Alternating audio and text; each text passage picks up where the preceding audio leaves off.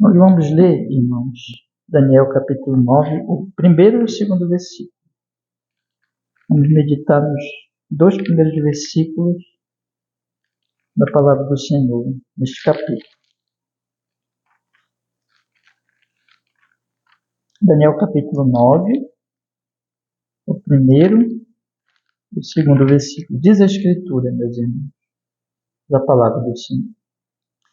No ano primeiro de Dario, filho de Assuero, da linhagem dos Medos, o qual foi constituído rei sobre o reino dos caldeus.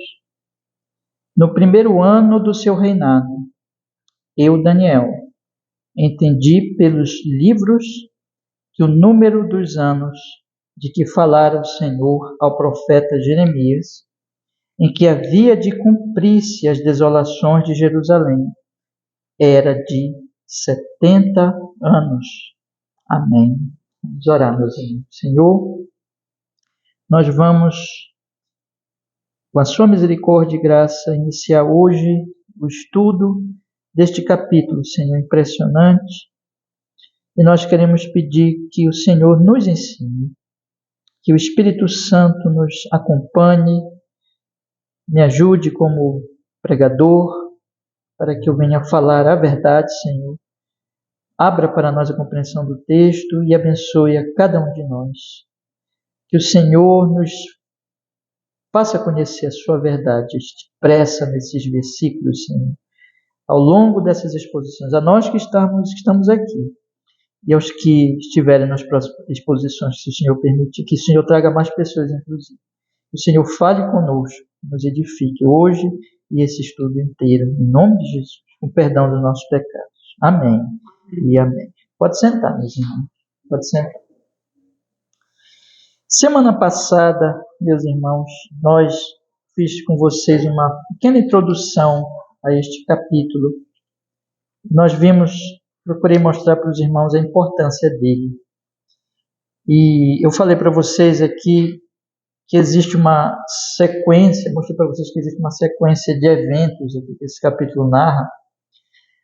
E até como um certo comentarista coloca, é a primeira vez que a iniciativa é de Daniel, não é? Porque geralmente essa aqui é a segunda profecia que Daniel recebe. Deus vai trazer para ele mais uma profecia. Já vimos duas, né? Capítulo 7 e o capítulo 8, mas essa é a primeira vez que não é logo Deus que traz uma profecia, mas é Daniel que está lendo a Bíblia e orando como resposta da sua leitura bíblica. Então, é a primeira vez que é Daniel que toma iniciativa, né?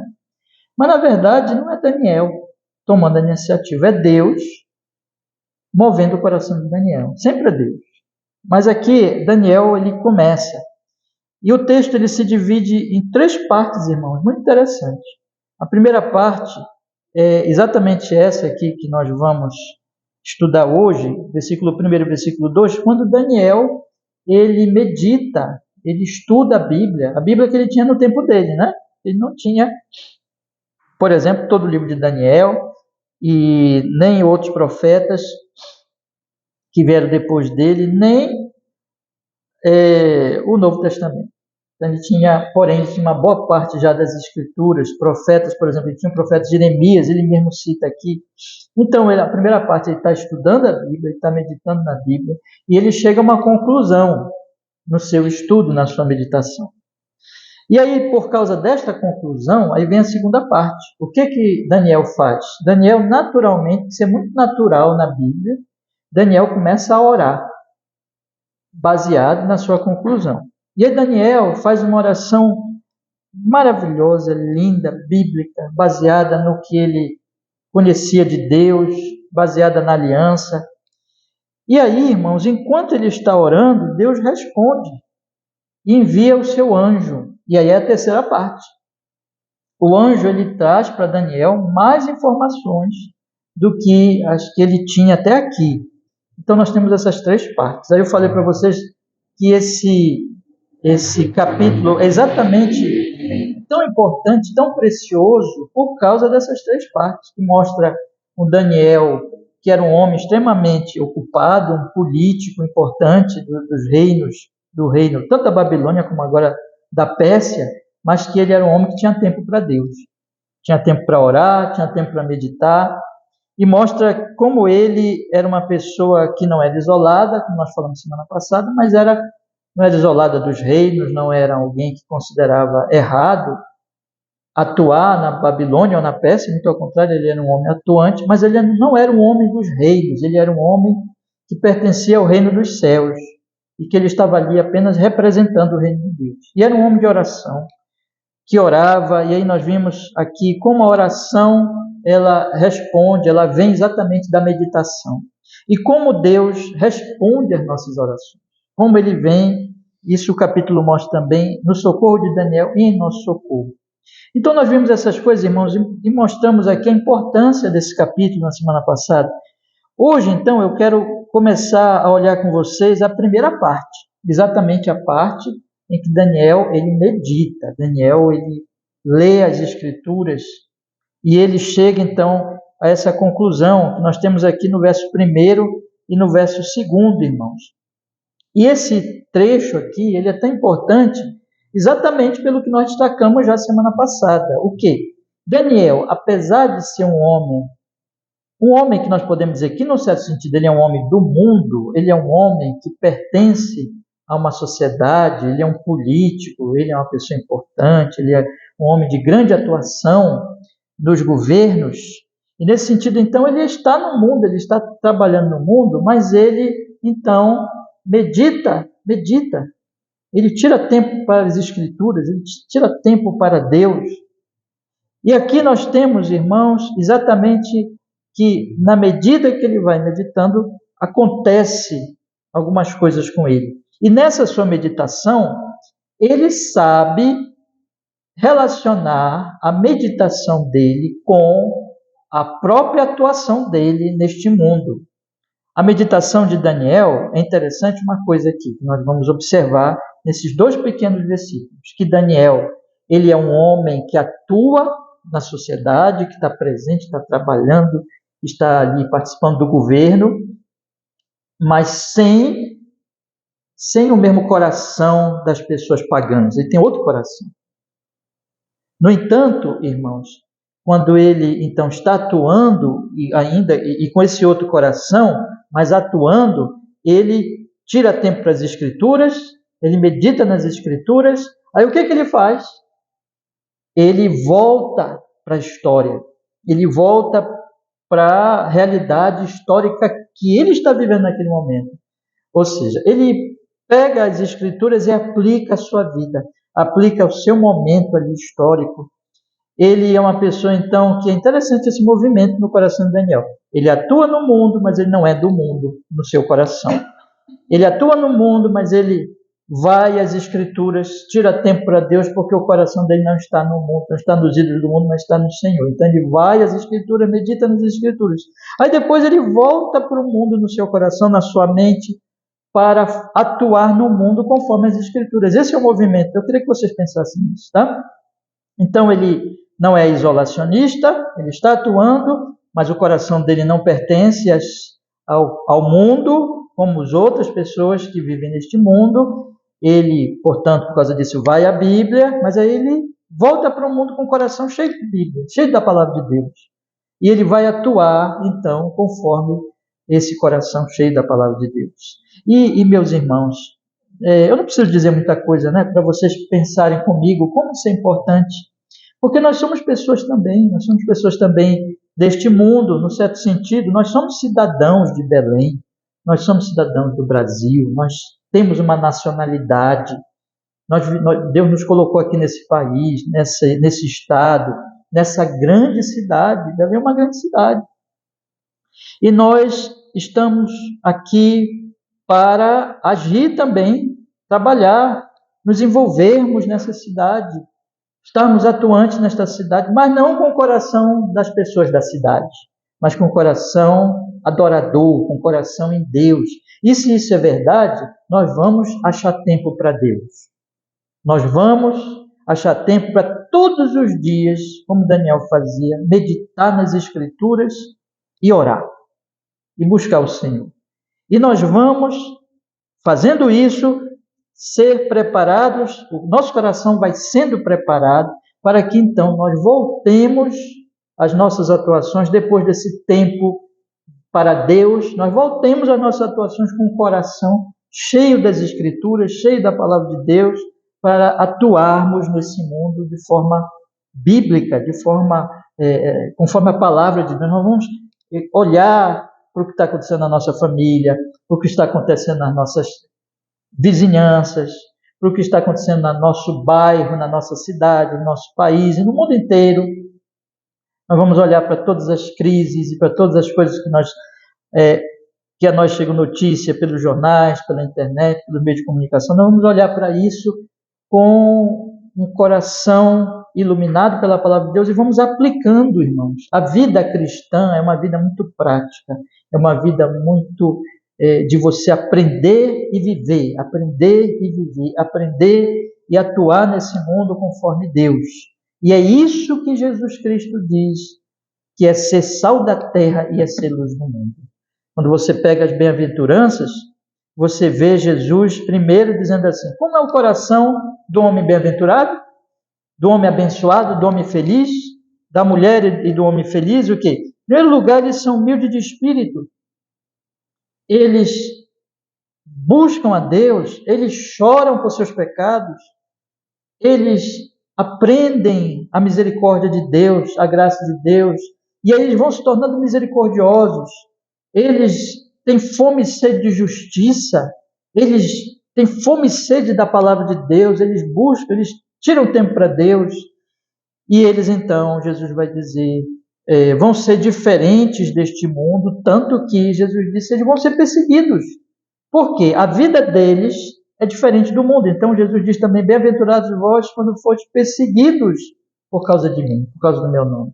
No entanto, mesmo que sejam perseguidos, eles vão ser pessoas que vão fazer só bem neste mundo, porque Jesus diz, na verdade, eles, os discípulos de Jesus, são os mais benéficos, são os mais abençoadores, são os que realmente, podemos dizer, são os mais úteis cidadãos de uma cidade, de um país, porque o Senhor Jesus Cristo vai dizer assim, vocês que são bem-aventurados, só vocês são o sal da terra, vocês são a luz do mundo.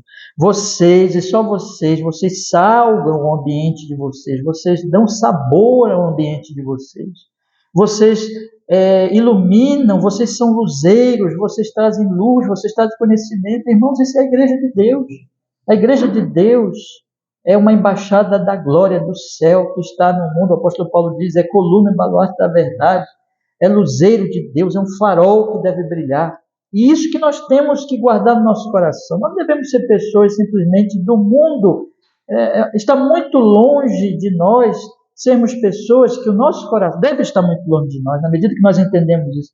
O nosso coração ser igual ao do nosso conhecido não cristão, que vive os seus ídolos e contribui mais ainda para a idolatria. Nós não, nós temos que voltarmos para Deus. É por isso que nós estamos aqui hoje à noite. É por isso que nós estamos aqui tirando este tempo para Deus. Por quê? Porque diz que domingo, ele é separado, porque é um tempo para Deus. É um tempo em que nós temos que meditar e orar. E amanhã vocês vão voltar para o mundo. Amanhã vocês vão para o trabalho de vocês, para a vida de vocês, para aplicar o que vocês aprendem aqui, para aplicarmos o que aprendemos aqui. Então, meus irmãos, é isso que esse texto está falando. Eu quero então olhar para o texto para mostrar para os irmãos mais detalhes dessa verdade. E eu quero tratar exatamente de 3 coisas aqui, irmãos, no texto. Em primeiro lugar, o texto aponta Daniel olhando para a política e para o que estava acontecendo, para a política contemporânea, para a política do seu tempo, o que estava acontecendo nos seus dias. Ele era um homem altamente atualizado, que estava ali olhando, observando tudo o que estava ocorrendo. Essa é a primeira grande coisa. A segunda grande coisa, meus irmãos, é que Daniel, ainda que ele seja um homem atualizado, observador, que tem conhecimento do que está ocorrendo nos seus dias, ele é um homem, porém, que quer conhecer os planos de Deus. Então ele olha para aqui, para o que está acontecendo, ele sabe o que está ocorrendo, mas ele sabe que isso aqui não é tudo. Então ele quer saber os planos de Deus, porque é isso que interessa. É o que Deus está fazendo, é o que Deus vai fazer. Então onde é que ele vai? Ele vai à Escritura. Essa é a segunda grande ponto aqui que o texto mostra para nós. Em terceiro lugar, irmãos, Daniel, então, olhando para a sociedade e estudando a Escritura Sagrada, ele pensa assim, eu tenho que voltar agora e olhar para o que está acontecendo e começar a aplicar o que eu estou aprendendo. E ele aplica como? Ele aplica orando. Ele vai orar. Ele não vai só orar, né? Ele vai voltar lá, atuar no governo, mas ele ora. E ele ora porque ele acredita que não somente estão acontecendo coisas agora, mas que vão acontecer coisas mais adiante, segundo o que a Bíblia diz. E ele ora para que essas coisas aconteçam. É muito interessante como Daniel ele atua aqui, irmãos. E eu quero chamar a atenção de vocês. Vamos então olhar para o texto? Olha o primeiro versículo. O primeiro versículo, ele diz assim: no ano primeiro de Dario, filho de Assuero, da linhagem dos Medos, o qual foi constituído rei sobre o reino dos caldeus, no primeiro ano do seu reinado. Vamos parar por aqui. Observe então como Daniel ele localiza o que aconteceu no momento histórico. Ele tem feito isso. Vocês observam? Se nós olharmos, ele tem destacado as profecias, o que tem acontecido nos momentos históricos dele. Vamos ver mais alguns exemplos? Veja o que diz o capítulo 7, o primeiro versículo. Veja como sempre começa assim. Capítulo 7, o primeiro versículo. O texto diz assim: no primeiro ano de Belsazar, rei da Babilônia, teve Daniel um sonho e visões da sua cabeça quando estava na sua cama. Escreveu logo o sonho e relatou a suma das coisas. No primeiro ano de Belsazar, que foi o último rei, segundo o livro de Daniel, do Império Babilônico. Lá no capítulo 8, nós temos de novo, veja que diz o primeiro versículo, a segunda profecia. Ele começa também com um dado histórico. Ele diz assim: no ano terceiro do reinado do rei Belsazar, apareceu-me uma visão a mim, Daniel, depois daquela que me apareceu no princípio. E vi na visão e sucedeu, e quando vi, eu estava na cidadela de Susã, na província de Elão, vi, pois, na visão que eu estava junto do rio Ulai. Você observa o costume, o hábito e da profecia, de sempre a profecia se mostrar num dado momento histórico, olhando então para o que estava acontecendo naquele momento da profecia, mostrando que é necessário isso, é necessário Daniel olhar o que está ocorrendo. Por quê, meus irmãos? Porque o que está ocorrendo deve ser avaliado, deve ser conhecido, não deve ser desprezado, porque o que está ocorrendo, se nós cremos em Deus, nós cremos que o que está ocorrendo está no desígnio de Deus. Que Deus não está indiferente a esse mundo, que Deus não virou as costas, como alguns têm ilustrado de forma errada, existe tipo de pensamento, né? Que é como se Deus tivesse dado corda no relógio, naqueles relógios de corda ainda, tivesse dado corda e foi embora e deixou o relógio funcionando. Então, um pensamento que diz assim: bom, Deus criou o mundo, criou toda a mecânica do mundo, tudo que ocorre no mundo, e Deus abandona o mundo e vai embora, deixa o mundo correr, seguir o seu caminho. Não é assim. A Bíblia mostra que Deus, ele tem uma história que ele está operando no meio dessas histórias das nações, no meio do que está ocorrendo nas nações. Então, o cristão que crê nisso, ele é uma pessoa que estuda o seu tempo, que observa os seus dias, que procura se informar, que procura avaliar o que está acontecendo na sua cidade, no seu país e no mundo inteiro, que procura pesquisar essas coisas, que sabe quem está governando, que sabe o que está ocorrendo, que olha para essas coisas, estuda essas coisas, que observa também o que está acontecendo perto de si, que avalia o que está ocorrendo na sua própria vida, na sua própria história, no seu próprio coração, que avalia o que está ocorrendo na sua família. que observa o que está ocorrendo na sua vizinhança. É uma pessoa, meus irmãos, então, atuante, que observa, que olha, que quer ter o conhecimento, né? Claro, não estou falando aqui de uma pessoa, só para a gente corrigir, ninguém pensar que estamos falando de alguma pessoa fofoqueira. Fofoqueira é diferente. Fofoqueiro é aquele que quer saber do que não lhe compete. Não é esse tipo, mas é uma pessoa que quer saber aquilo que lhe compete e as coisas que ocorrem em volta de si em termos de sociedade, o que é que a sociedade crê, o que está ocorrendo, o que está acontecendo no mundo, interessa. Porque nós somos pessoas, meus irmãos, que temos que atuar nesse mundo, que temos que observar o que está ocorrendo para nós podermos agir de forma benéfica. Aquele que não se informa, aquele que diz assim, não quer nem saber, um pouco me importa, como ele vai atuar, como ele vai agir, como ele vai orar. Eu lembro até de um pastor que falou assim, eu achei bem interessante, falando de oração, ele diz assim, para nós orarmos, nós temos que ser informados. Para nós orarmos, sabemos pelo que orarmos, nós temos que saber, as pessoas têm que falar para nós, e nós temos também que procurar saber. Hoje mesmo eu li um Provérbios com vocês, né? Hoje de manhã, que diz assim, o ímpio, o homem que não é de Deus, ele nem quer saber do que está acontecendo na vida do pobre. Nem se importa nem aí, olha, não quero saber disso, né? Mas o justo não, o justo quer saber. Por que o justo quer saber? Porque ele quer ajudar, porque ele quer atuar. Uma pessoa de Deus, meus irmãos, é uma pessoa que ela está olhando, que ela está observando, ela está levando em consideração o que ocorre na sua vida, porque ela se interessa pela glória de Deus e ela se interessa pela vida dos homens. Deus mesmo já tinha dito, amem a Babilônia. O Senhor falou lá para um profeta, antes do povo ser levado para a Babilônia, dizendo assim, amem a Babilônia. Amar os ídolos da Babilônia? Não. Amar as pessoas. Amar a Deus amando as pessoas. É olhar o que está acontecendo para atuar de forma benéfica. Então, Daniel, no livro de Daniel é muito bem informado.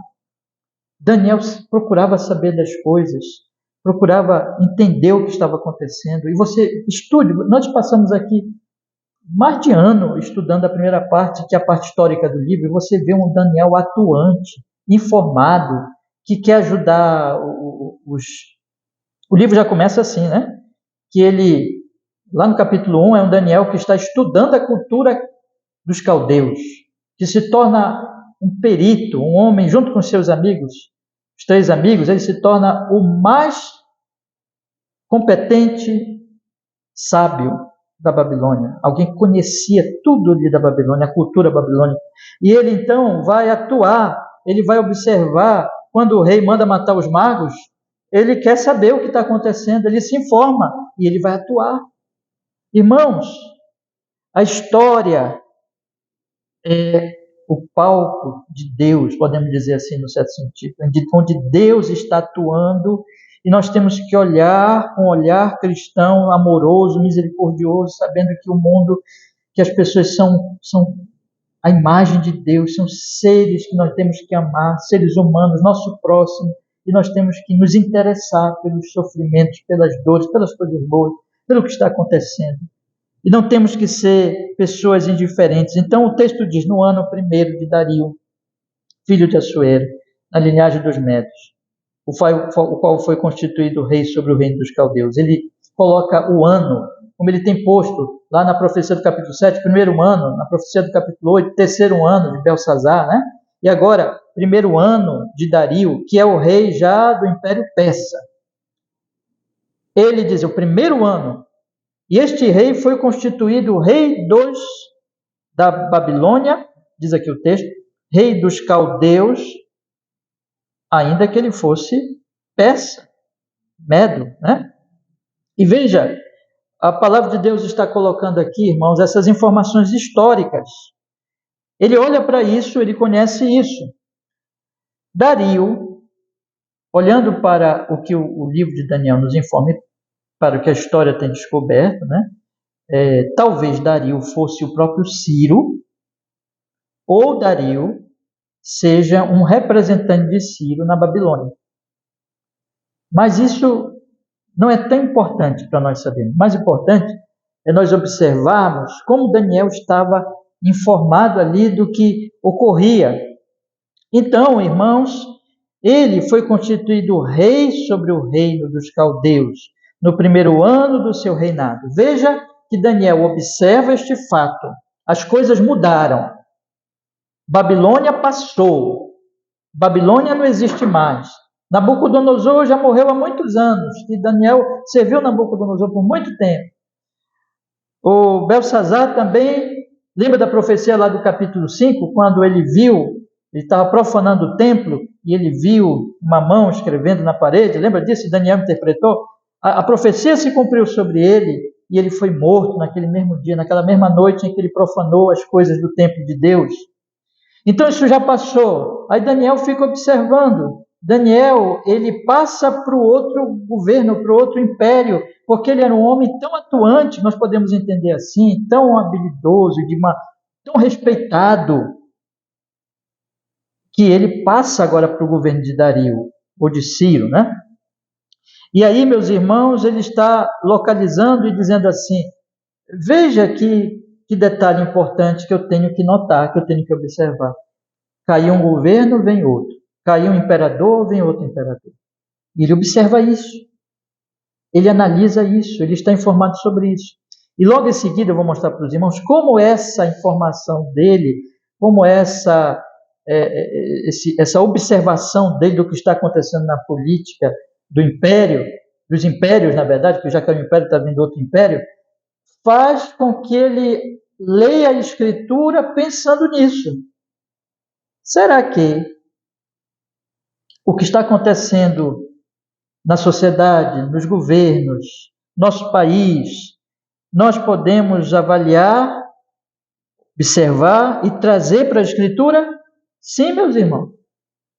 Esse texto de Daniel nos mostra isso, que, além de todas as coisas que eu já falei, que ele era um homem da cidade, preocupado com as pessoas e que atuava para o bem das pessoas, mas ele conectava tudo isso sempre com o plano de Deus. Então ele olhava, ele avaliava isso e pensava assim, o que isso tem a ver com o plano de Deus? Preste bem atenção nisso. E aqui nós temos a segunda parte da minha mensagem hoje. Daniel olhava e ele, rapidamente ele não olhava para isso como um mero cientista político ou como um mero estudioso de sociedade, do comportamento humano, que apenas avalia ali o que está acontecendo, que observa o que as coisas acontecem com frequência, para onde elas levam, e avalia tudo isso, e tenta ali, enfim, chegar a conclusões, e apenas olhando para o que está ocorrendo. Não, ele não faz isso meramente. O que ele faz, irmãos? Ele conecta essas coisas que ele está observando, que ele está estudando, com o plano soberano de Deus. Irmãos, nós não podemos esquecer que o livro de Daniel ele nos mostra que existem dois andares. Na profecia do capítulo 7, eu usei essa ilustração. Porque Daniel viu como na profecia do capítulo 7, que ele viu 4 animais, vocês lembram, saindo do mar? Lembra disso? E que, ao mesmo tempo que ele viu os 4 animais saindo do mar, furioso, o mar furioso, ele teve uma visão do trono de Deus, que era um trono de fogo, do juízo de Deus, e que nesse juízo Deus destruía o 4º animal. Vocês devem estar lembrados da profecia lá do capítulo 7. E aí, irmãos, o que é que nós observamos? Que Daniel observa, os 4 animais simbolizam 4 reinos, mas Daniel então observa que esses 4 reinos, eles estão dominados pelo trono de Deus, que na verdade o rei é o Senhor. E esse rei julga o 4º animal, que era o pior de todos, que era aquela besta que Daniel não conseguia nem compará-lo com o animal. Era uma coisa tão esquisita, tão estranha. Então, Deus queima lá na profecia do capítulo 7. Então, o que Daniel vê também? Daniel vê o Filho do Homem que vem nas nuvens e é recebido nesse trono de Deus. Quem é o Filho do Homem? Jesus. Então Daniel está vendo o andar de baixo, os 4 reis, todo o tempo Daniel ele vê as coisas assim. Ele vê o andar de baixo, os 4 reinos, a política, um reino subindo, outro reino caindo, ele está vendo essas coisas acontecendo. Mas ele está sempre com a mente no andar de cima. Ele diz assim, ele pega essas coisas e diz assim, o que isso tem a ver com o plano de Deus? Porque quem reina, na verdade, é Deus. É como se ele vivesse hoje e ele visse lá o presidente dos Estados Unidos, o presidente do Brasil, olhasse o que está ocorrendo na Europa, no Oriente, ali na faixa de Gaza, olhasse o que está acontecendo na África, enfim, nas nações, e ele pensasse assim, isso aí não é só política, isso aí não é só sociedade, eu sei que Deus tem um plano. Como é que eu posso tomar essas informações e entendê-las e percebê-las conforme o plano de Deus? Eu tenho que tomar essas informações não como uma pessoa que crê apenas no andar de baixo, porque é só isso mesmo aqui, como o homem do mundo faz, né? Como é que o homem do mundo faz? Ele se levanta de manhã como se só existisse isso aqui, irmão.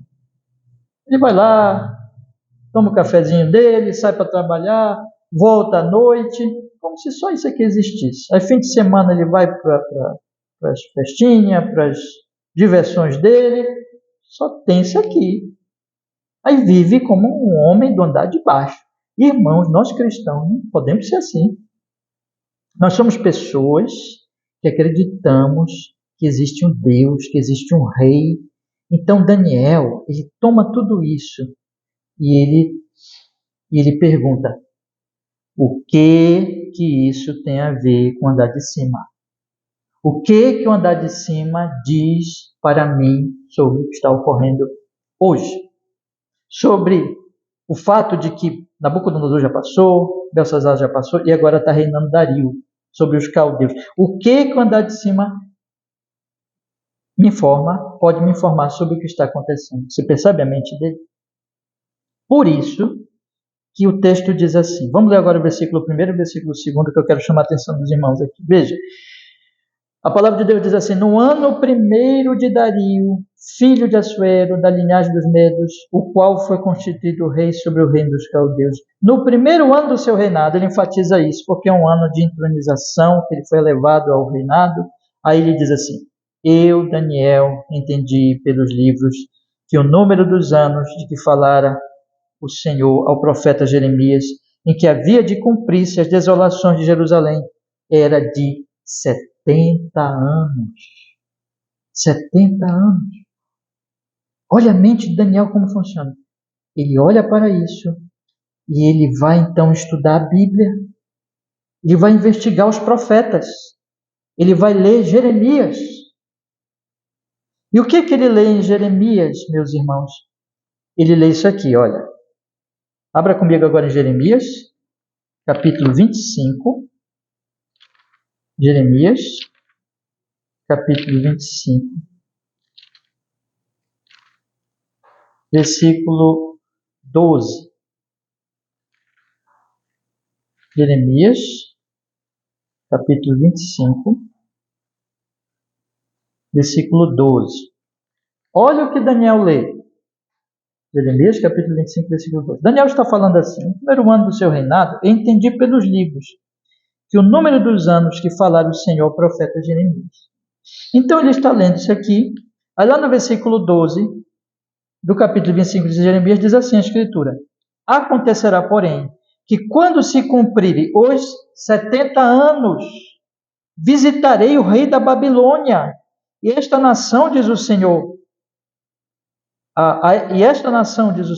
castigando a sua iniquidade, e a da terra dos caldeus, farei deles ruínas perpétuas, e trarei sobre aquela terra todas as minhas palavras que disse contra ela, a saber, tudo quanto está escrito neste livro que profetizou Jeremias contra todas estas nações. Daniel lê isso. Aí ele lê também o capítulo 29. Siga aí um pouquinho mais adiante, lá para o capítulo 29.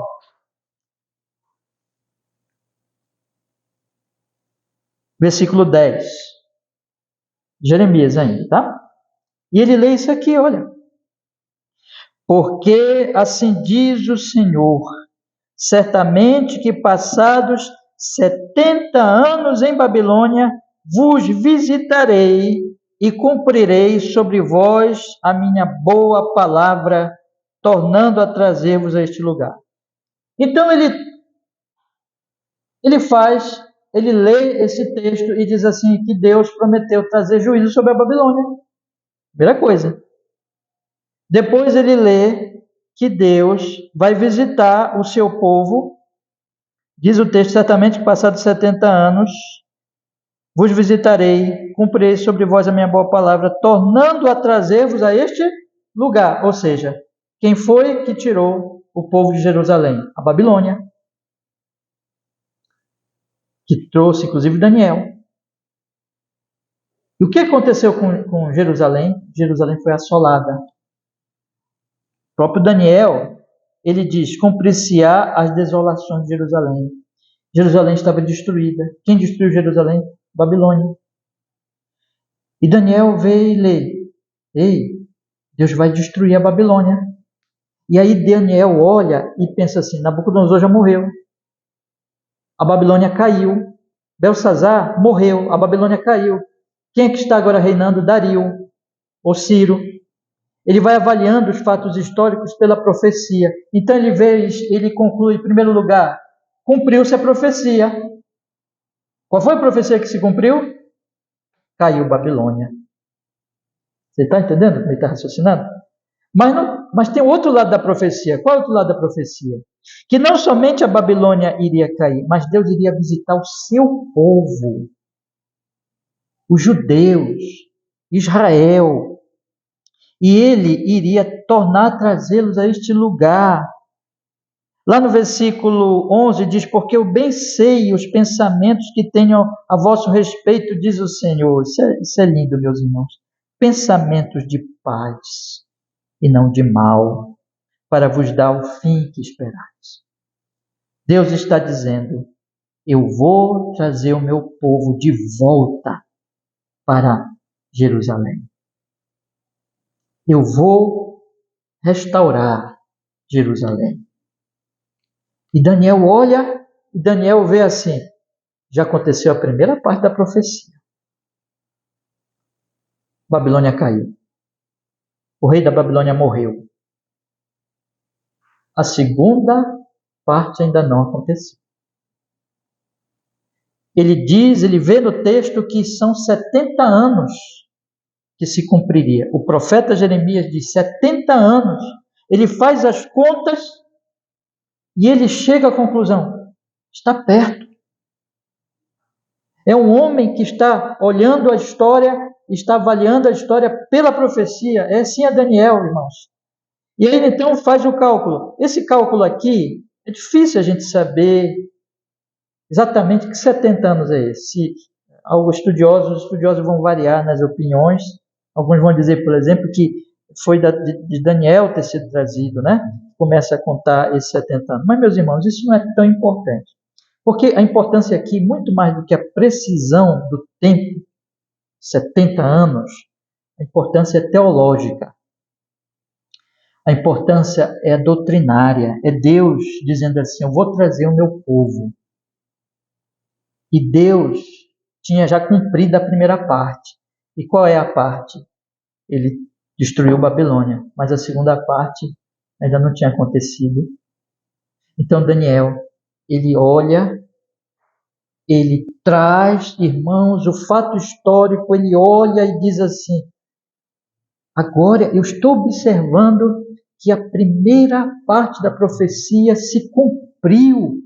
O rei da Babilônia caiu, Babilônia foi destruída. Ele traz então, irmãos, olha o movimento de Daniel, vamos avaliar aqui. Daniel é um homem atualizado, Daniel é um homem que sabe o que está acontecendo, mas Daniel não avalia as coisas como um mero cientista, da sociedade, um observador da sociedade. Não, ele avalia pelas Escrituras. Então ele traz aquele fato histórico para as Escrituras e descobre que a primeira profecia já aconteceu. Então, o que ele faz? Em segundo lugar, em terceiro lugar, ele traz aquela informação para a sua realidade histórica. Então ele toma, eu estou repetindo para que os irmãos percebam o movimento na mente de Daniel.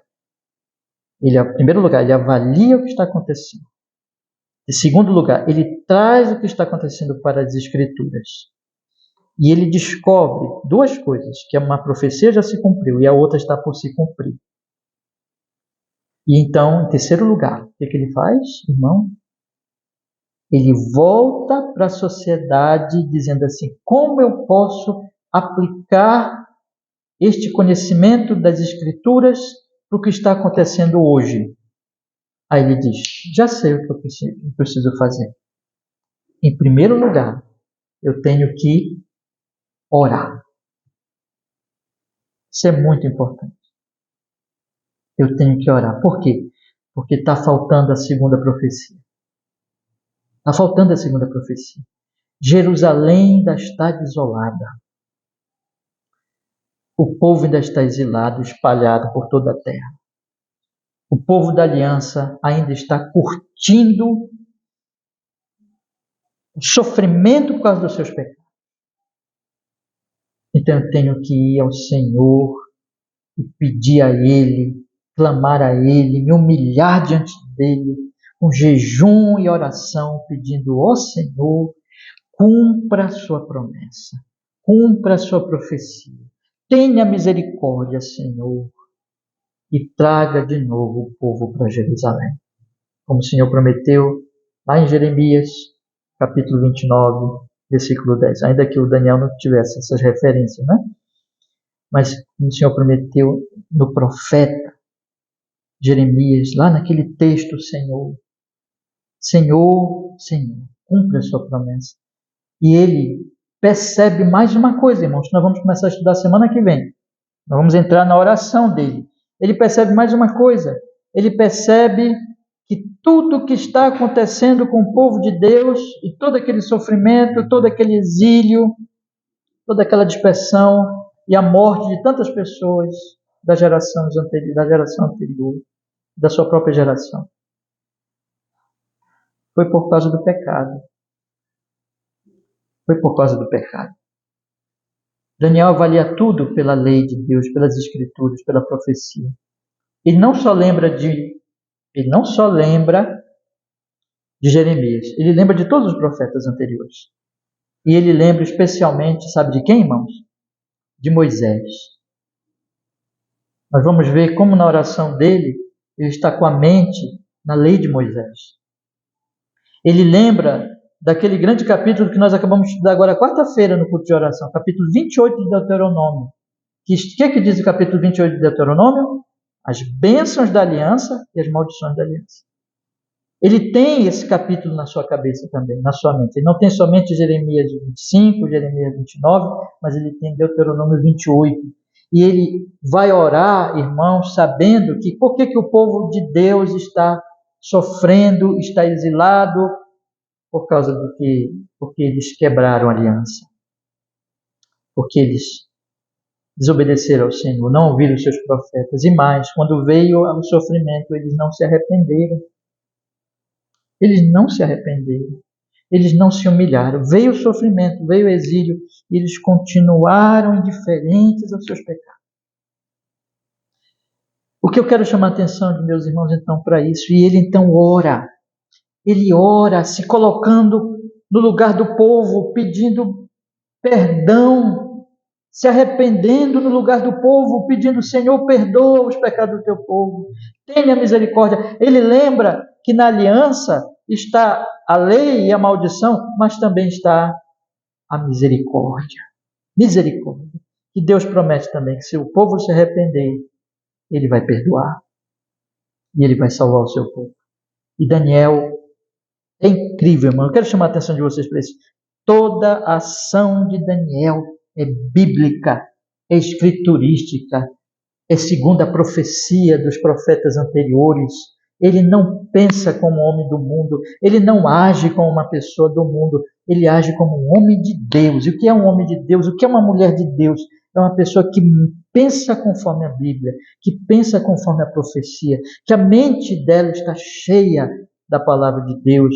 E, portanto, ele olha, ele avalia tudo pelo andar de cima, pelo que Deus diz que está fazendo, e ele avalia tudo sabendo que ele tem que orar, que ele tem que clamar, que ele tem que suplicar, que se as coisas estão ruins, ele não tem que só olhar para aquilo e dizer assim, o que faremos? O que faremos? Ora, o que faremos? Não é o que faremos, é o que Deus fará.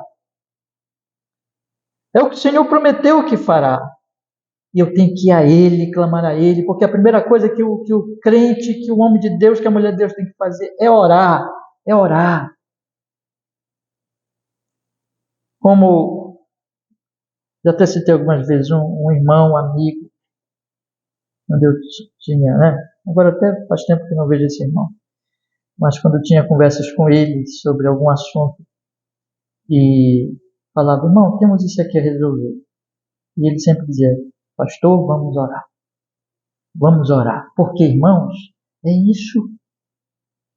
Irmãos, quem faz as coisas, quem opera é Deus. E é por isso que oramos. Você sabe? Ontem eu vi um vídeo de um outro irmão, que é um teólogo bastante competente, que atua na internet, e perguntaram para ele assim, Deus castiga quem não ora? E ele respondeu assim, olha, a questão não é se Deus castiga quem não ora, a questão é que quem não ora está deixando de se aproximar desse Deus amoroso, misericordioso, gracioso, que diz para nós orarmos, que diz para nós clamarmos a Ele, irmãos. O que a palavra de Deus está aqui nos chamando a atenção, e isso que é maravilhoso, e é isso que nós temos que aplicar na nossa vida hoje à noite. Eu chamo vocês hoje para que vocês pensem nisso. Daniel é um exemplo para nós de uma pessoa que avalia, que está informada, que está ali preocupada com as coisas, porque ama as pessoas, e ama as pessoas porque ama a Deus, mas é uma pessoa que leva tudo para a Bíblia, e é uma pessoa que volta para o mundo para aplicar a Bíblia. E a primeira coisa que ele faz antes de ir trabalhar, fazer qualquer coisa, é orar. É dizer, ó Senhor, tenha misericórdia. E abençoa o seu povo, Senhor. E é isso que nós temos que fazer hoje à noite. Então eu quero chamar vocês para essas três coisas. São as três lições de hoje, dessa mensagem. Primeira lição. Seja informado. Preocupe-se com a sua cidade. Preocupe-se com a sua vizinhança. Preocupe-se com a sua família. Preocupe-se com a sua igreja. Preocupe-se com as pessoas que estão em volta de você.